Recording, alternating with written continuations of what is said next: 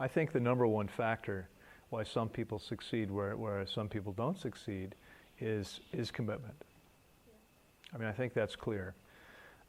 Many people simply are not committed. And doing anything that's, succeeding at doing anything that's challenging requires a high level of commitment, because when someone's not committed, as soon as it gets difficult, they give up. They go do something else.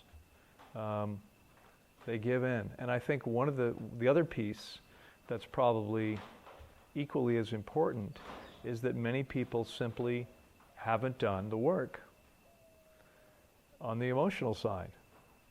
So I believe that the majority of calories eaten in our culture today are eaten for emotional reasons. So if someone hasn't done the work that they need to do to be able to deal with their emotions on an ongoing basis as they come up, they're likely to find themselves in the same pattern of eating emotionally when those things come up. Eating to suppress those emotions. They're not doing it on purpose. It's not a conscious choice, but it's their ingrained habit. It's their pattern and their programming. And so, because they haven't changed it, and they haven't done the work to be able to deal with those emotions, instead of suppressing them, they go back into their normal pattern of suppressing them. Clearly, people do succeed. So it's possible. It's possible for anybody that really wants it. So if you're here and you're clear that you want to make only the best choices from now on, you can. You can do that, even if it's been hard up until now. I would encourage you, if you haven't already done this, to get as clear as possible about what you're truly committed to. And I don't know if I've addressed this with this group yet, but I would point out that I'm not suggesting that you be committed to a particular diet or to particular lifestyle choices. You can do that, but I think what's much more important is to be committed to something larger than that, okay? I mean, committing to a particular diet, imagine it was something different, like I'm committed to eating pizza and French fries every day. Why would you commit to that? I mean, even if you really love those things, you don't need to commit to a diet. But imagine for a second that what you're committed to is feeling and functioning as well as possible. If that's truly your commitment, then you're going to make the best choices to meet those body's needs. And knowing what you guys know, I can't imagine you're going to leave here and think that doing anything else is going to make more sense for you.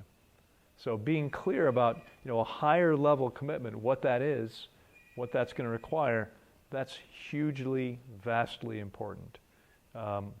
If you haven't already done that, get clear. What are you truly committed to? And get clear what commitment means. That doesn't mean this is what I'm going to do as long as it's easy or convenient. It means this is what I'm going to do, no matter what. I'm going to find a way to make this work for myself regardless of the circumstances, and you can.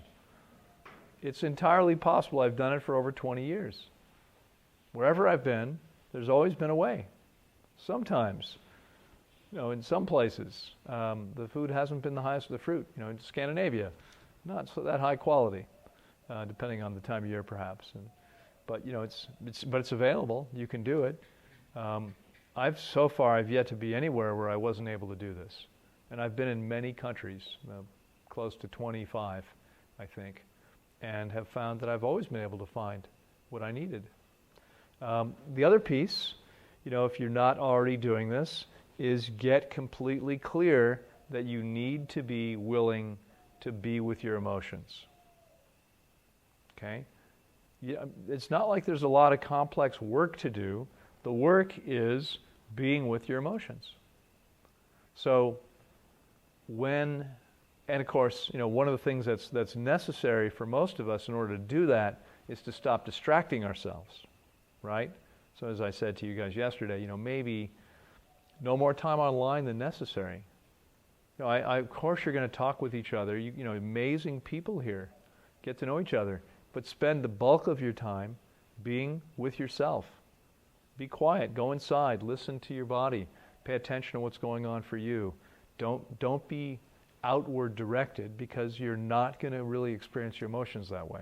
Okay, connect with yourself. And remember, I mean, I don't know how it is for you guys, but it seems to me this is flying by.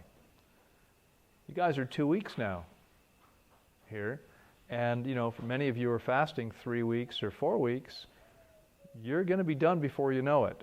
Don't be like the many people who wind up, when they're getting ready to head home, thinking, I wish I'd done that better. I wish I'd spent more time just resting.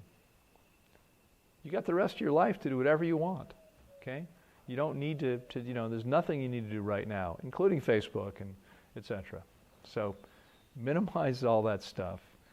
Just take the time to just be, and again, you guys know as well as I do, this is pretty spectacular here, the natural beauty. So go lay under the mango tree in the shade and watch the butterflies and the hummingbirds. And check in with yourself about how you feel. Ask yourself, what am I feeling now? Remember that if you feel bored, okay, boredom is your ego trying to get you to distract yourself so you don't have to feel an emotion. So if you find yourself thinking, I'm bored, ask yourself, what emotion am I trying to avoid feeling? Because there's something there that your ego is trying to get you to not have to experience. Okay? So if you're willing to do those two things, A, get completely clear about what you're really committed to, and B, simply be with your emotions. Notice them, pay attention to them. You don't have to fix them. Don't try to distract yourself from them, simply feel them. If you're willing to do those two things, you're going to see huge growth even over the next 2 or 3 weeks if that's all you have left. Even over that time. It's not like, oh, it's too late now. It's not. Okay?